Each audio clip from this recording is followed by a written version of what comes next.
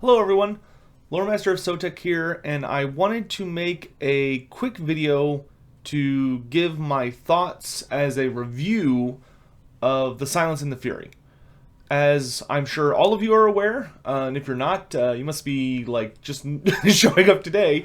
I have been streaming quite a bit of the new DLC and all of its accompaniment FLC over the past week or so, which you can find. I've been uploading those streams as I can over here on the channel. So like I've got my full Oxyotl campaign over here, and I'm moving over Taurox and everything. So feel free to check out that footage. Because I have been streaming it so much, I am not gonna go crazy super in-depth talk for an hour about my thoughts. I'm just gonna try and keep everything pretty straightforward and to the point about how I feel about the content that came out, my thoughts on it, and if I would recommend it as a purchase. You know, I'm going to review it. So, to break it down, I am not going to focus. I'm just briefly going to talk about the FLC because obviously that doesn't really play into the Silence and the Fury, even though it kind of does. But the free LC for this update is undeniably the largest free LC I think we've ever had, between the Great Brave Shaman, which you can get through Total War Access, which is a new caster lord for the Beastmen. Also, just the full Beastmen rework, which vastly improves their faction and makes the Beastmen go from easily the worst experience in the game to one of the best. I would say Beastmen are probably in the top 3 campaigns when it comes to just sheer fun and being able to just go have a good time in the game, and that's including like specialist characters like Ogre Claw and stuff. I genuinely think the Beastmen are fantastic. Now, the Dwarfs received a faction FLC along with a new legendary lord, being Thoric Ironbrow, which is also amazing and makes the Dwarfs feel incredible. They are no longer just a very static, boring faction. You know, the new rune lore is very exciting and allows you to be much more proactive. They have tons of army abilities, which army abilities are one of the best things we got from Warhammer 2. And the dwarves getting access to many of those I think is wonderful. And they feel great. Thoric has very exciting campaigns that are dramatically different from the other dwarf legendary lords. Many of the characters in the game that were missing unique skill trees, well, sorry, I'll rephrase that. Every character in the game now has unique skill trees, which is fantastic. It's a little bit of a shame it took us this long to get there, but we finally got there. So it actually makes every campaign notably better, especially those characters that were missing those. Volkmar the Grim and the Norskin characters, I would say, are the biggest winners, especially the Norskin characters. Norska is a very thin roster with a very interesting campaign. There's a lot of fun things you can do, but it was very bland because it just, a lot of things kind of just, you had very limited options.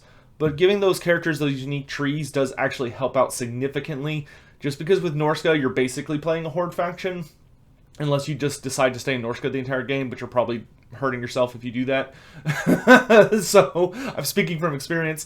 It's better to be world wanderers. But so that all the FLC stuff is great. Of course, we did have ogres added to the game, which honestly I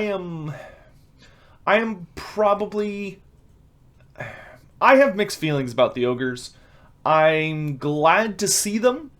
I am really okay with CA putting out ogres as a test to kind of get ogres into the game and also allow everyone to kind of mess around with them, and to introduce a mercenary mechanic, which I have a video coming out in the near future about where I really hope they're going to go with that, because I think the mercenary system could become something very, very exciting that would make a lot of people very happy if they decide to pursue it.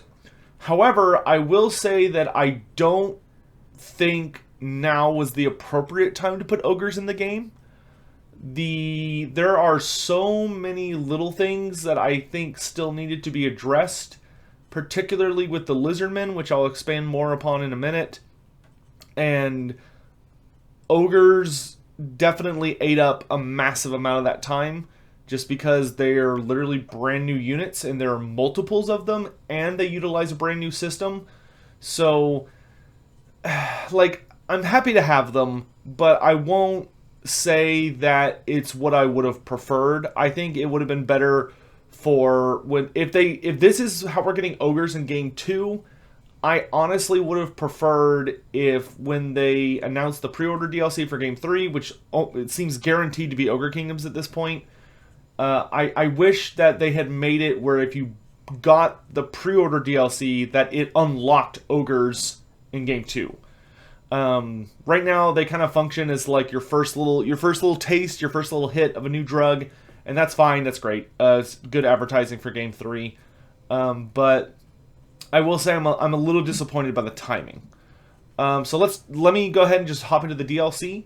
The DLC is primarily split into 2 components, which is of course the Silence and the Fury, being Oxyotl and Taurox respectively. I've been talking kind of good and bads, so I think it would be better to end on a good note.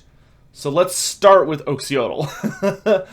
Oxyotl side of the DLC is definitely has the lizardmen curse, where he is notably underwhelming compared to his partner, being Taurox.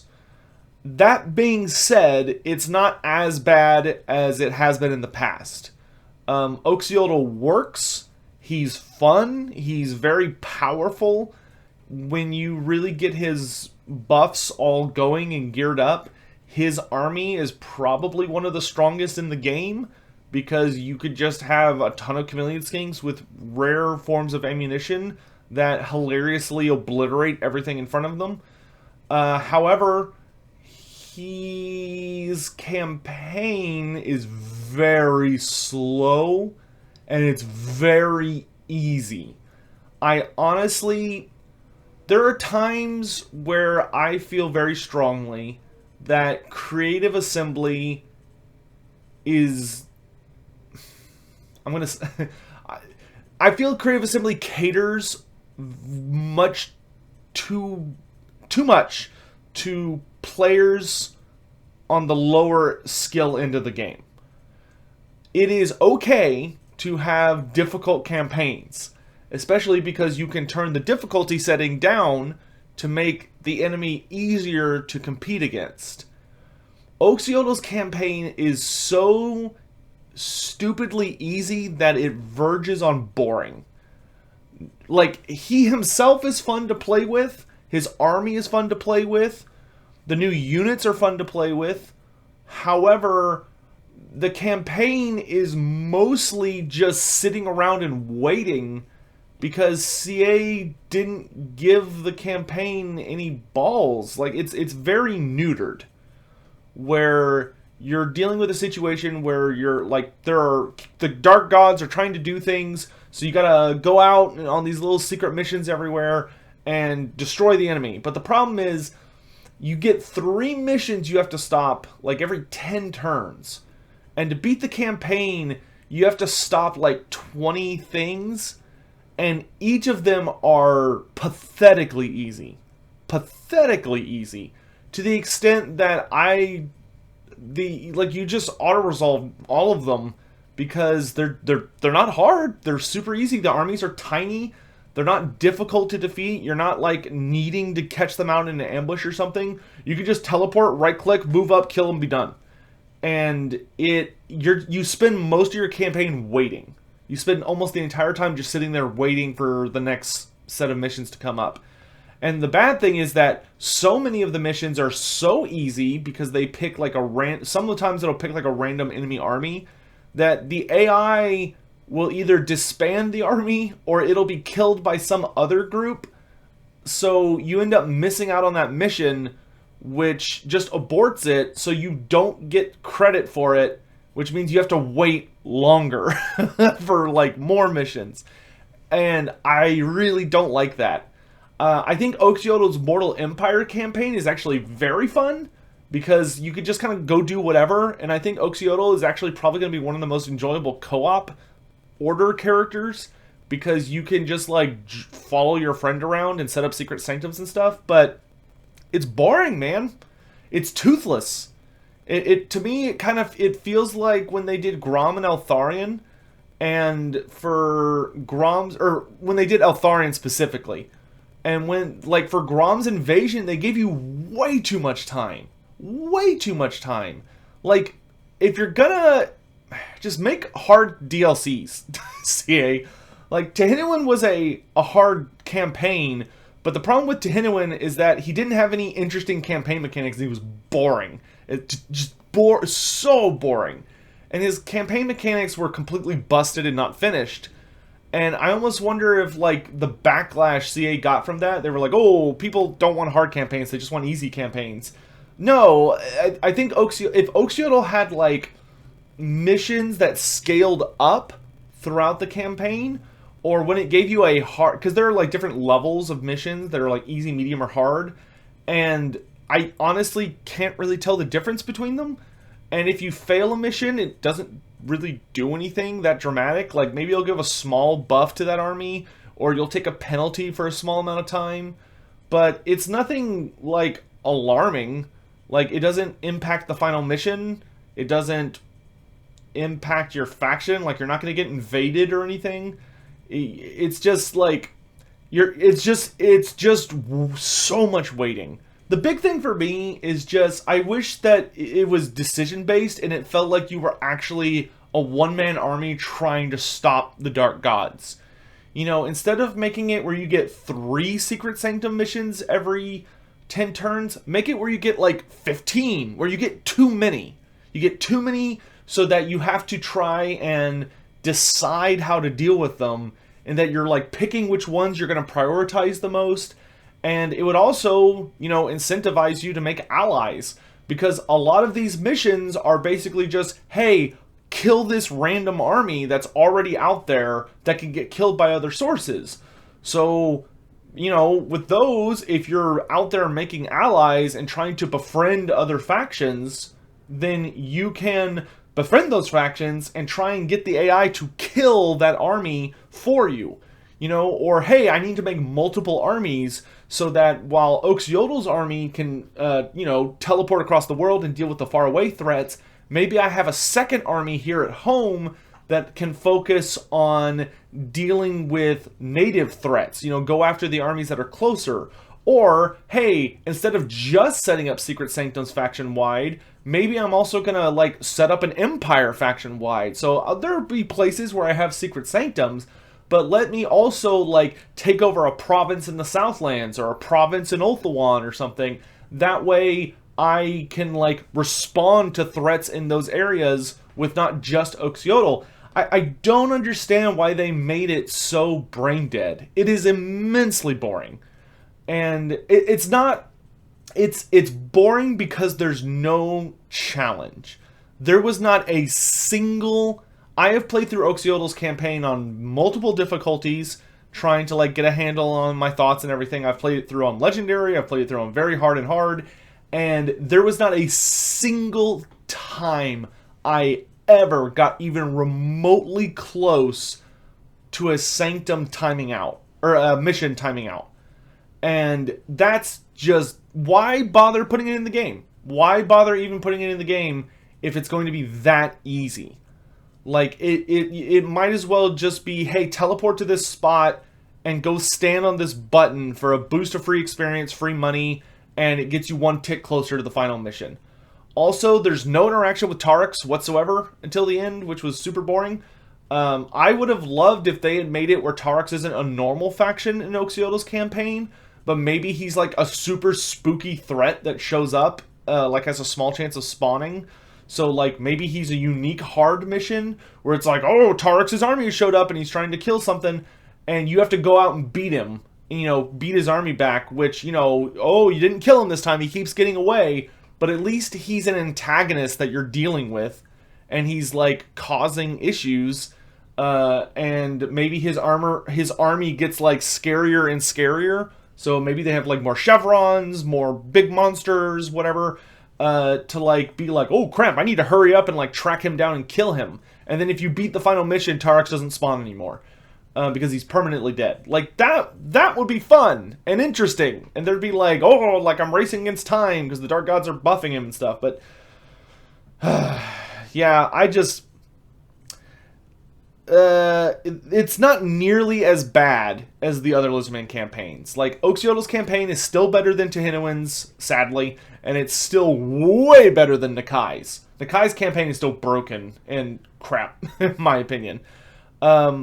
So, yeah, not a fan of the Oxyotl campaign. The Oxyotl campaign, just like the other two, has potential, but I think it is closer to being realized than the other two still are. Right now, but it's all right. Oxyotl himself, super fun. I love Oxyotl. He's great. The new units, for the most part, are really good and great.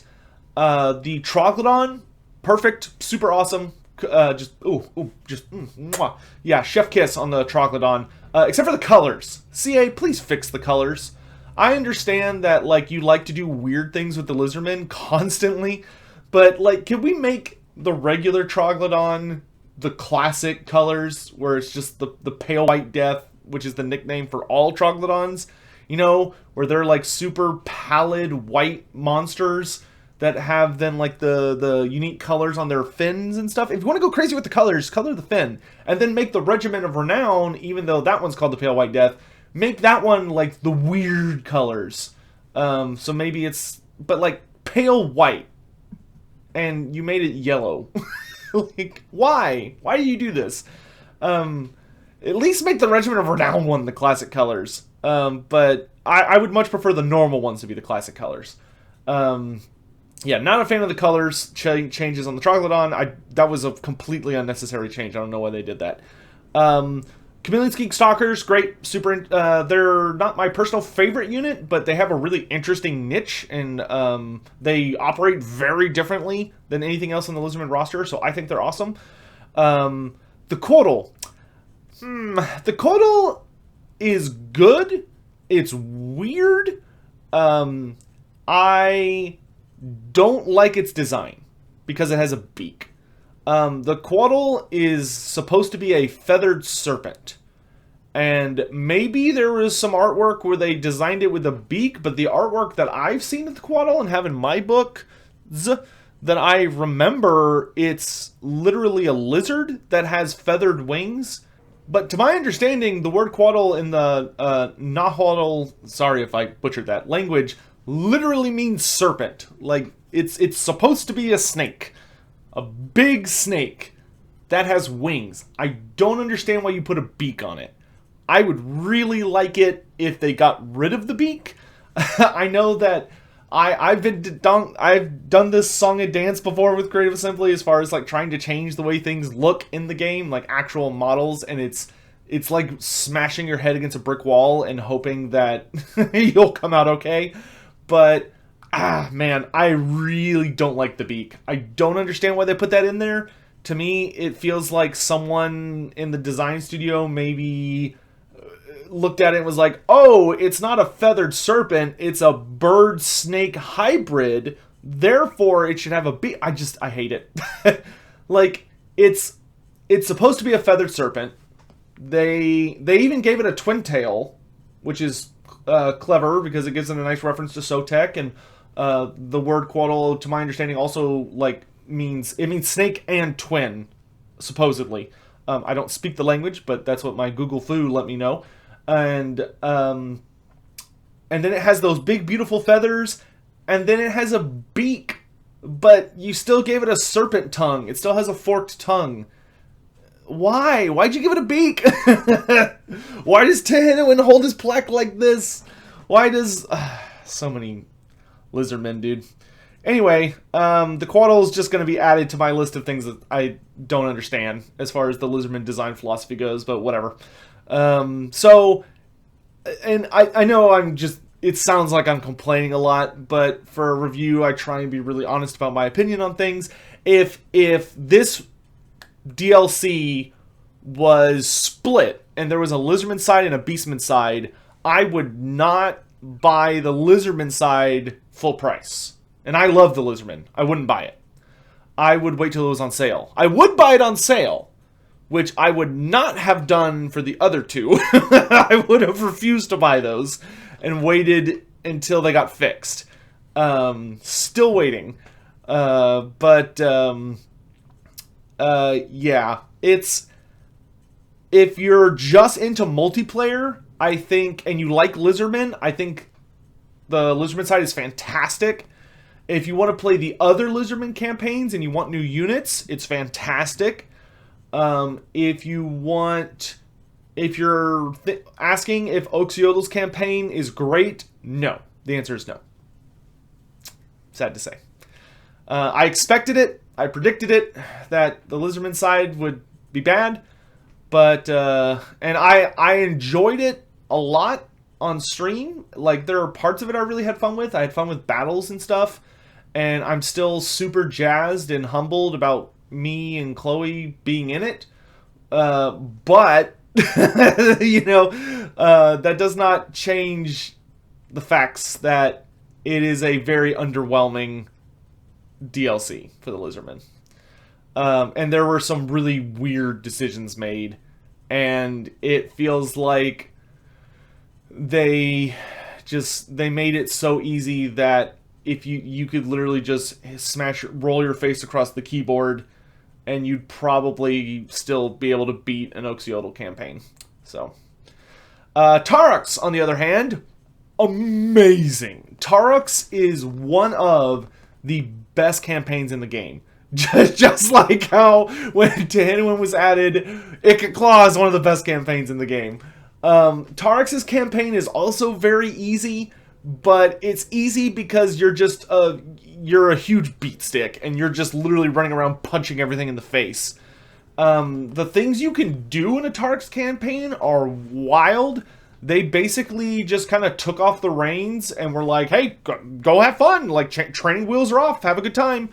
And you have people like Legend of Total War and other players like doing 50 fights in a turn, which is crazy.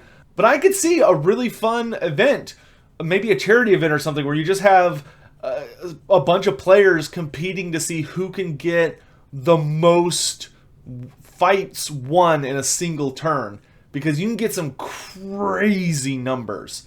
And I love that. It just opens up the avenue and allows the player to just do some crazy stuff. The new Beastmen units are fantastic. The Doom Bull is very different. I thought the Doom Bull was just going to be like a Minotaur with 2 hand weapons, but no, he's a pugilist. He punches people, which is hilarious. The Wargore is great, you know, getting us those commander heroes that tend to come in with like nice little passive buffs or auras and stuff. The Jabberslythe is gorgeous in a disgusting way and has awesome animations, and it's just a really fun unit that's one of the best anti-infantry monsters in the game, because it has all these like AoE auras due to, like, whenever it takes damage, it has like acid blood that spits out. So if it's fighting in melee, all its blood is getting everywhere and dealing damage. And it has an aura where if the enemy's leadership is below half, it does constant damage over time, which is fantastic. The Gorgon is amazing, super fun, is good at killing anything in the game. It's probably one of the meanest monsters. And the Tuskor Chariots are really fun too. The Tuskor Chariots, you know, they fill in the roster, but the thing they did, and I wanted them to do this in the Grom DLC, the Warden and the Paunch, but I just don't think they had enough time to get it implemented, was that the Tuskor Chariot not only gives you the unit, but it was also added to all the characters as a mount. So you can put a Tuskor Chariot on any of your characters except for the Minotaur characters, because they're too big. Or the special characters outside Khazrak. But Khazrak, the Great Bray Shaman, the Wargore, the Beast Lord, and the regular Bray Shaman can all ride a Razorgore Chariot or a Tuskor Chariot. And the nice thing is, not only does this give you access to a mount for those characters much earlier, level-wise, but the Tuskor Chariot's actually, like, fun, because it has Vanguard deployment. That's just a rule it has. So the Tuskor Chariot can Vanguard deploy, just out of the gate, which means you can give Vanguard deployment to all of your characters who can ride it, which is awesome, because a lot of those armies, traditionally, the Bray Shaman cannot cannot Vanguard deploy, but now he can, which is awesome. So if you want to go with a pure Vanguard army, you can totally do that. But yes, overall, I think it's fantastic, and I think the Beastmen side alone makes the DLC worth the price. Easy. You can get it on discount. I'll even provide a link in the top description below if you haven't bought it yet, where you can get it on discount on Fanatical, and it'll actually help support the channel as well. So you'll save some money, I'll make some money, everybody wins. But I would give this a very, very hard recommend. I think the Taurox campaign is one of the funnest experience in the game, and there's not any other campaign like it in Total War Warhammer. The momentum system just allows you to just keep on trucking, and it's a blast. It's super fun, and you can complete his campaign hilariously fast if you're really good about building up herd stones and raising all the blood grounds around it, or doing a lot of fights in the blood grounds. Or you can just have fun just plowing across the world in Mortal Empires and in Vortex. He's very, very enjoyable. So the Beastmen definitely came out as the ultimate winners in this DLC. I would say the Dwarfs came out the second best, and the Lizardmen got some stuff. The Lizardmen did have some free LC fixes. Their tech tree got buffed a little bit, where they, I think only 2 techs were buffed. Not a lot of techs were buffed, but some of the skink techs were buffed, which does make skinks much better in all of the campaigns. Because now it makes it where all of your skink infantry have poison attacks on melee, which is fantastic for just having that. And also makes it where you can get Vanguard deployment on all skinks, which is fantastic. Like, that's great. They also did a couple little things. Poison has been, like, there's been a lot of changes in the game to stabilize a lot of the interactions. So many of the buffs and debuffs have had their numbers altered, either up or down to like round to certain specific numbers across like the game.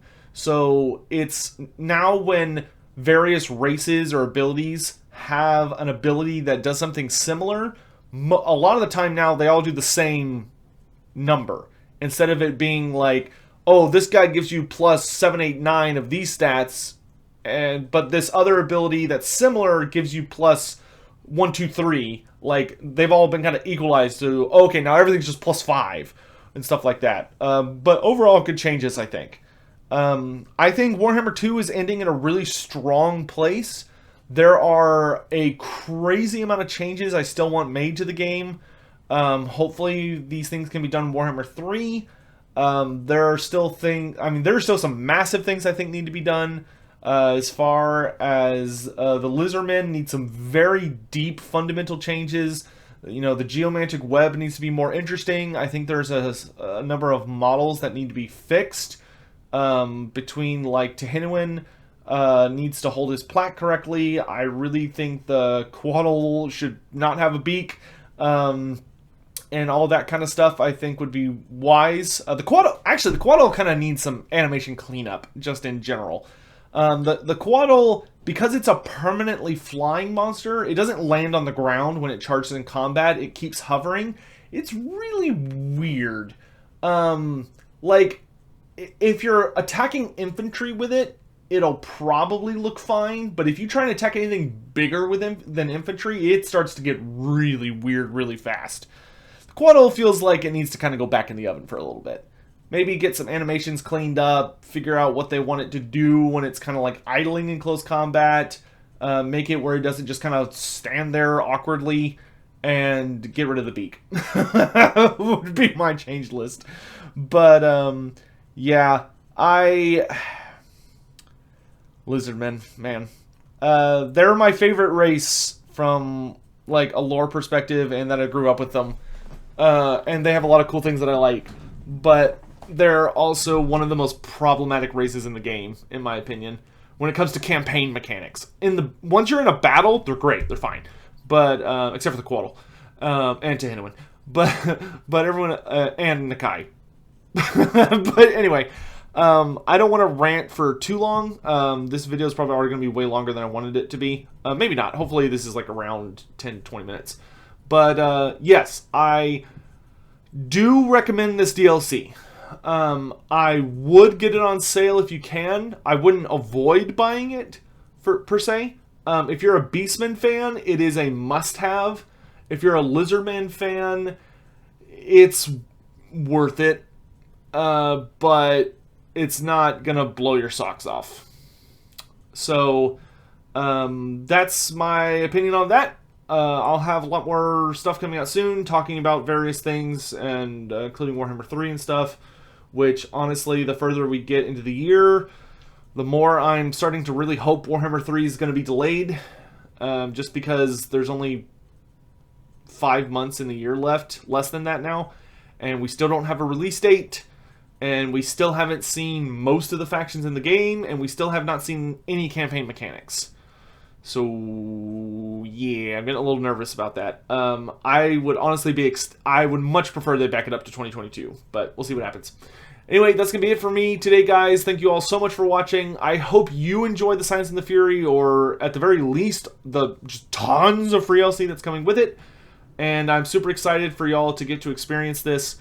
If you do decide to play with Oxyotl or any of the Lizardmen, and you recruit me and Chloe, be sure to send me screenshots on Twitter. I'd love to see that. So, anyway, I hope you all have a great day, and I'll see you around.